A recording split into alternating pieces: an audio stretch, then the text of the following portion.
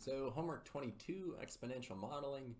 Radioactive uranium-235 has a half-life of about 700 million years. Suppose you find a rock, and chemical analysis tells you that only 1/16 of the rock's original uranium-235 remains. How old is the rock? All right.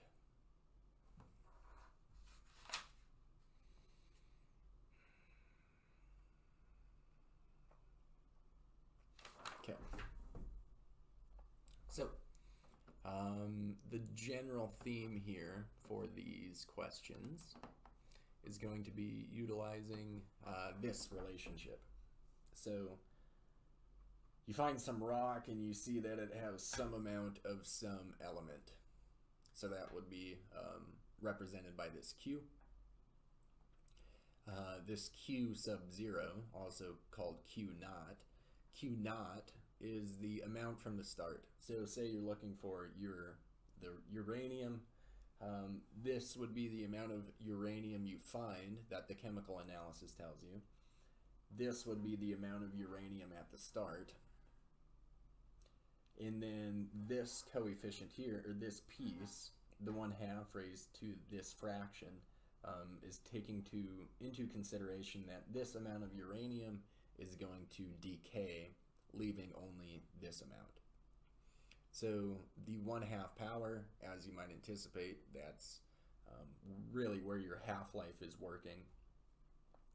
So in this exponent, you'll have t for time. That's the time currently, or the time since the start. This t1/2, that's your time for the half-life. So we're told in this previous example that we have a half-life of 700 million years. So that's what would go here, the 700 million. How old is the rock? Well, that means we're solving for this value of t. We're solving for the time, how old the rock is. Okay, so let's cut back to the question.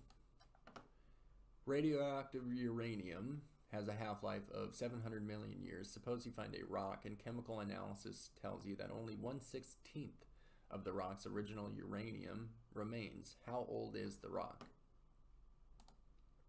So that 1/16 that's left, recognize we can take this equation and we can divide both sides by Q naught. So that would say the left-hand side would be Q over Q naught. The right-hand side would equal everything you see here with the exclusion of this. So, well, why divide by Q naught? Well, recognize when you divide by Q naught, on the left-hand side,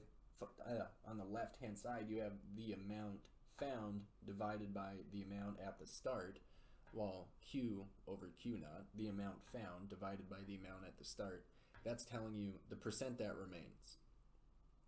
So, let's go ahead and start filling in our known information.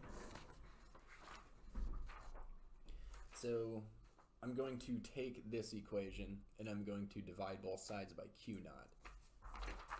We'll see why in a minute.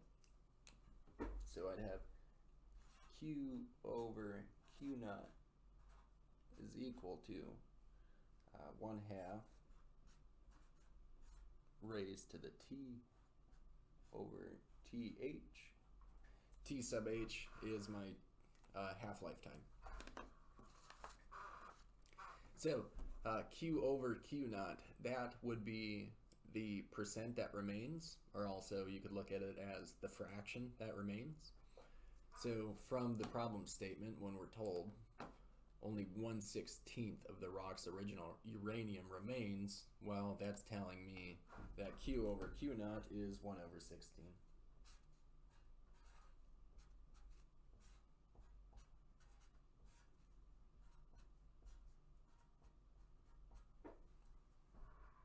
All right. So, I know TH, that's my 700 million, and I want to solve for T. So, I need to get T isolated and alone and by itself on one side of the equation. So I'm going to have to Do I want to do logs here? Should I? Yeah, might as well. So there are other ways to look at this and solve this without using logs. So if you see that route, I encourage you to take it. If not, buckle up, because we're going to use some logs. So I'll take a log base 10 of each side.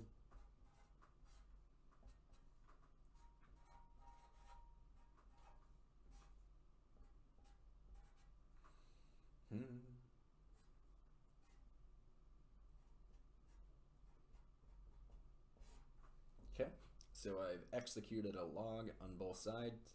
So recognize on the right hand side, this entire right hand side is an argument of the log. Now, from before what we saw, we have this exponent on the argument of the log. So I can take this exponent and bring it out front and write it as a multiplicative factor.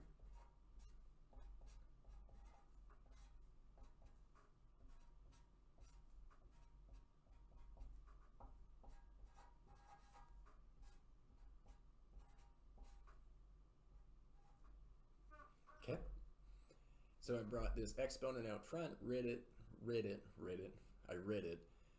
wrote it as a multiplicative factor onto the log. Now keep in mind I'm trying to isolate t, getting it alone and by itself on one side of the equation. So let's go ahead and move this log base 10 of a half to the other side of my equation. So we'll divide both sides by log 10 of a half to get log 10 of 1 over 16 divided by log 10 of 1 over 2 is equal to t over t sub h. Well, I know t sub h, that's 700 million. Yep, so th, so I'm going to multiply both sides of this equation by t sub h. So my left is going to look like th times log of 1 over 16 log of half, and that's going to equal t. So I did drop the subscript of 10 in these logs just because that's the way things are done. Logging base 10, you don't write the base 10, it's implied. Right? It would be like writing multiplication by 1, like 1 times x, it's just x. The multiplication by 1 is implied, much like the base of 10 here is implied.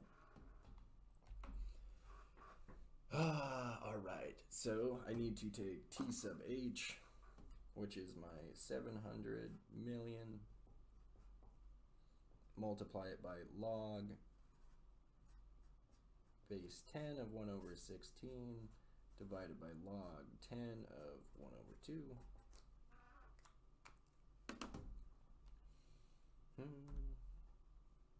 Log 1 over 16 log 1 over 2, and then multiply by 700 million, 2,800 million.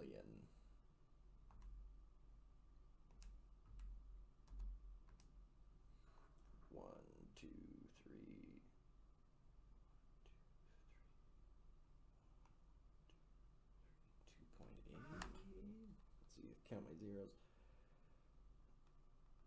Million, billion, 2.8 billion.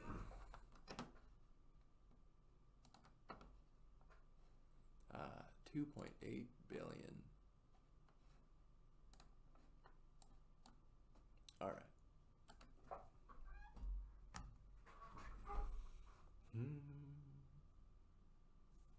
Okay. Which one do I want to go over next?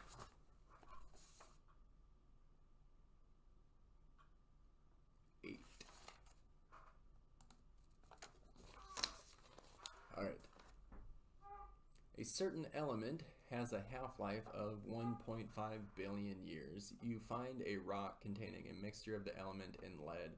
You determine that 55% of the original element remains. The other 45% decayed into lead. How old is the rock? All right. The rock is approximately blank years old. So we're going to utilize this same strategy. Start with this general equation.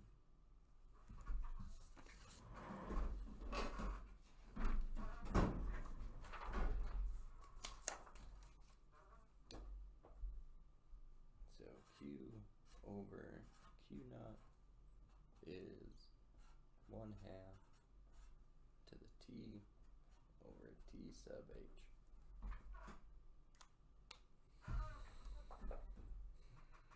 Okay. Come on, focus. There you go. So we know the half-life, that's 1.5 billion years. We are solving for how old the rock is, so again, we're solving for T.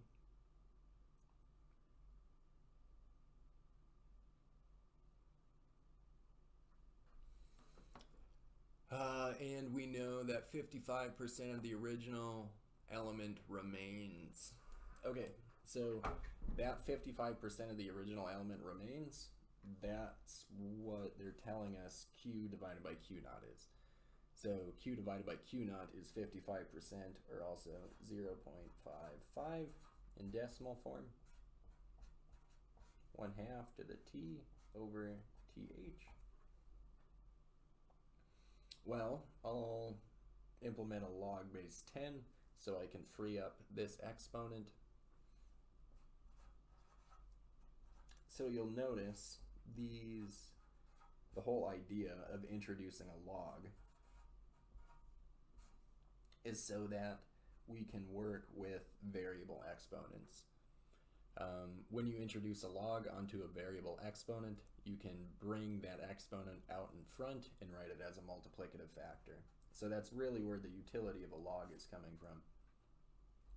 So I've taken a log base 10 of each side, and then I'm going to use the fact that I can rewrite my right-hand side by grabbing this exponent and bringing it out front and writing it as a multiplicative factor.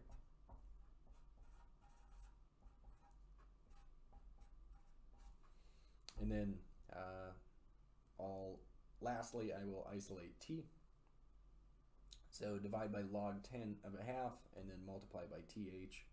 See that TH times log 0.55 over log 10. I guess I'll keep with my log 10s.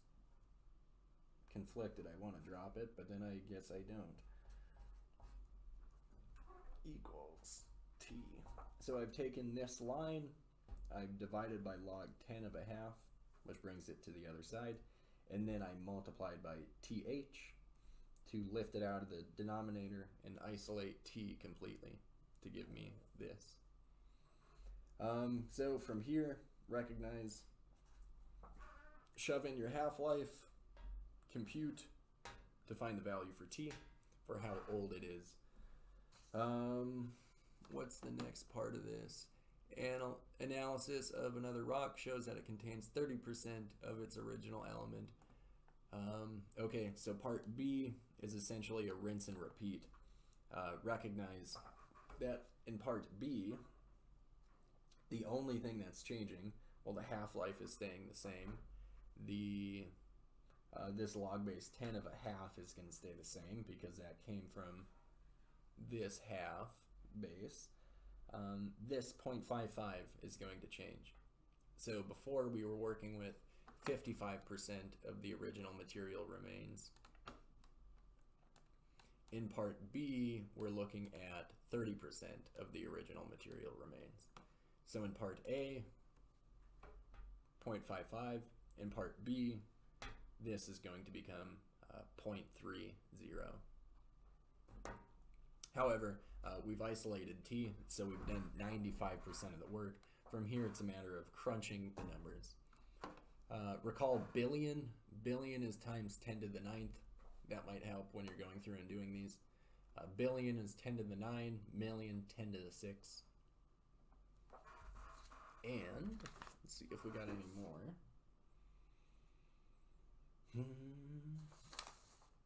Okay, so I will do the last couple, problems 9 and 10, on the next video. So thank you for your attention. I will see you on the next one.